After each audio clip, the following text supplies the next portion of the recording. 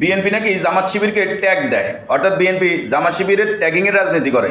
গতকালকে জাহাঙ্গীরনগর বিশ্ববিদ্যালয়ে জাকসু নির্বাচনের ব্যাপক অনিয়ম ও ছাত্র শিবিরের জাল ভোটের অভিযোগে ৩ জন শিক্ষিকা পদত্যাগ করেছেন এবং নির্বাচন বয়কট করেছেন। ছাত্র শিবির তাৎক্ষণিক সংবাদ সম্মেলন করে বলেছিল তারা নাকি বিএনপিপন্থী শিক্ষিকা। কিছুক্ষণ আগেও একজন নির্বাচন কমিশনের সদস্য তিনি নিজে অনিয়ম ও ব্যাপক জাল ভোটের কারণে তিনি নিজে পদত্যাগ করেছেন এবং নির্বাচন বয়কট করেছেন। ছাত্র শিবির তাৎক্ষণিক সংবাদ সম্মেলন করে বলছিল তিনি নাকি বিএনপিপন্থী শিক্ষক। এখন আমার প্রশ্ন হচ্ছে, ট্যাগিংয়ের রাজনীতি কি বিএনপি করে নাকি জামাত শিবির করে? এখান থেকে কি স্পষ্ট হচ্ছে না?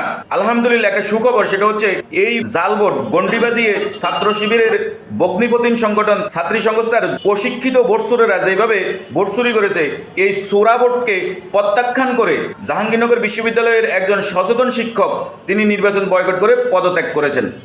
এখন আমার প্রশ্ন হচ্ছে, ছাত্র শিবির এইভাবে জাল ভোট এবং ভোট জালিয়াতি করে বাংলাদেশের মানুষের কাছে কি মেসেজ দিতে চায় তা একটু স্পষ্ট করা হোক।